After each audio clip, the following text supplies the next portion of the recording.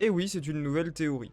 Alors à la base, elle devait sortir bien plus tard, et celle-ci elle va même être plutôt courte comme théorie.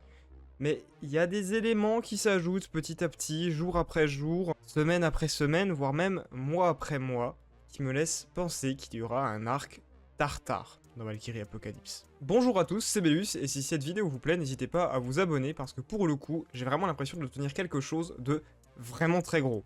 Quelque chose de même d'assez concret qui arrivera assez récemment. Donc laissez-moi vous plonger dans cette nouvelle théorie, comment Siegfried sera sauvé du Tartare. Pour ceux qui me suivent sur Twitter, évidemment, cette théorie, vous l'avez déjà vue, parce qu'à la base, c'était un thread, mais je me suis dit, c'est vraiment le moment de l'adapter en vidéo, et ça serait même intéressant, tout simplement, d'en faire une vidéo. Donc, bah, c'est la version adaptée avec de nouveaux éléments de ce thread. À la base, je comptais faire cette vidéo d'ici quelques mois. En fait, dans ma tête, on avait le temps. On est quoi? À la moitié du combat de Léonidas contre Apollon, donc du 9ème combat, donc je me disais, on est large, j'ai le temps de travailler sur d'autres trucs, d'autres projets, faire ma vidéo petit à petit. Et la nouvelle est tombée comme une bombe. Sachant qu'un combat, ça dure à peu près 10 chapitres et que là, on était à peu près au 4ème, 5ème, oui, on peut le dire, on était à la moitié. Sauf que le 27 septembre, on a eu une annonce. Le mois prochain, le combat sera terminé. Ce qui fait donc un combat qui aura duré de 5 à 6 chapitres. J'ai plus beaucoup de temps. Donc voici la vidéo. Le 9ème combat se termine bientôt, il va se terminer même très vite, alors qu'à l'accoutumée, et depuis le combat de Jack même, ça fait toujours, comme je l'ai dit précédemment, 10 chapitres. Tout d'un coup, là, bon bah on se retrouve avec environ 6 chapitres grand maximum, et surtout un combat qui aura été quand même vachement rapide et vachement violent. Que ça soit dans les coups, dans les développements des personnages, comme dans son issue. On ne sait pas encore comment ça s'est terminé, mais à mon sens, ça aura été une fin assez spéciale. Mais pourquoi donc? Le manga il fonctionne bien, ça peut pas être les éditeurs qui disent au manga de rusher la fin, et pour cause, il y a un 3ème spin-off sur un des personnages de Valkyrie Apocalypse qui arrivera bientôt. C'est donc évidemment en toute connaissance de cause qu'ils feront se terminer le 9ème combat aussi vite. Mais pourquoi le faire se terminer aussi vite? Il y a plusieurs possibilités, notamment le fait qu'un double chapitre puisse paraître. Après tout, ça fait longtemps qu'on n'en a pas eu. Ou alors, tout simplement, que le chapitre qui arrive soit incroyablement long. On a déjà vu des chapitres de 80 pages, et le record c'était le coup d'envoi du combat Tesla-Belzébuth qui au total faisait 120 pages. 80 pages de flashback de Belzébuth et un autre chapitre de 40 pages pour lancer le combat. Mais même en prenant ces informations en compte, ça reste court. Il y a donc pour moi une piste à choisir qui est celle que les auteurs ont tout simplement prise. Pour moi les auteurs cachent et sont en train de préparer quelque chose, on ne ferait pas se terminer un combat aussi vite sans raison. Maintenant que vous avez la mise en contexte, on va pouvoir lancer la théorie pour de bon. C'est parti pour le projet Tartare. Le 9ème combat est terminé, mais maintenant, vous le savez, toute l'intrigue du manga est en marche, tous les écrous sont à leur place, si tout s'accélère, ce n'est pas un hasard. Le Ragnarok arrive à son terme, et il y a un dieu qui est bien content de son déroulement et de ce qui se passe pour l'instant. Vous savez tous qu'il s'agit d'Odin. Un pas de plus vers son règne, un pas de plus vers ses objectifs. Cependant, là-bas, tout en bas au Tartare, il y a quelqu'un qui attend son heure. Un fier combattant qui est enfermé depuis bien trop longtemps. Depuis que Bouddha l'a mis au courant, cette pensée trotte dans la tête de Brunhilde. Il est au courant pour Siegfried, et quelqu'un est parti le chercher. Ça ne peut que être Kintoki, le chasseur de démons, car après tout, qui de mieux qu'un chasseur de démons pour affronter les 72 gardiens du Tartare? J'ai bien nommé les 72 démons de Salomon. Une fois le combat terminé, on retrouve donc Kintoki, hélas bloqué devant le Bifrost. Car rappelons-le, rares sont ceux capables de franchir cette porte désormais légendaire. Il n'y a que quelques courageux qui ont réussi à changer de monde, et sans autorisation qui plus est. N'est pas un droit offert à quiconque, et autant le dire, Kintoki en tant qu'humain voulant libérer un prisonnier des Limes, il aura absolument pas l'autorisation de franchir cette porte. Mais qui en a le droit?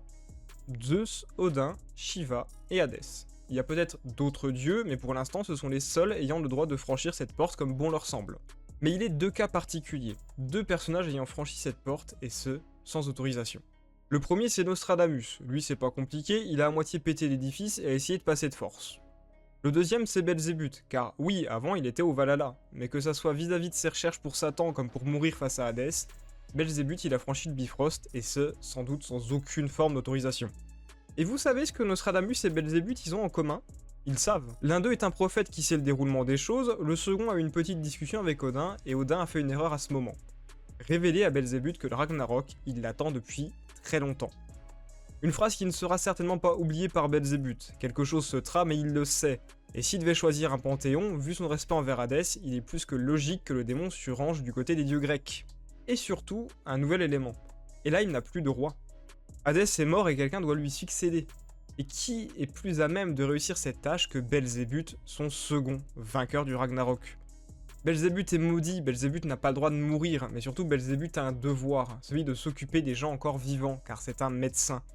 Et ça, une personne sera sans cesse là pour lui rappeler, son bras droit, frère de son défunt mentor, Adamas. Mais surtout, Belzébuth, il l'a compris, il doit devenir roi d'Helheim, frapper fort et vite, car Odin, lui, il n'attend pas. Belzébuth n'est pas aussi fort qu'Hadès, et il a compris une chose, les humains et les dieux, ils ont beaucoup en commun.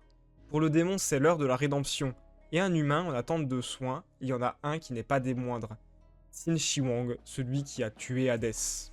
Et quoi de plus beau comme message que Belzébuth soignant celui qui a tué son maître, permettant à Tsin de dire à ce dernier qu'il est digne d'être roi, tout comme Hadès l'était. Clin d'œil amusant, c'est à ce moment que Satan lui-même régnera donc sur les enfers. Cependant, le temps n'attend pas, et il a besoin de toutes les forces possibles pour renverser Odin et mettre un terme au Ragnarok. Tsin est désormais soigné, Belzébuth et Adamas sont prêts pour leur devoir. Il ne reste plus qu'à franchir le Bifrost pour régler ce problème. Un prisonnier est à Helheim, un prisonnier très important.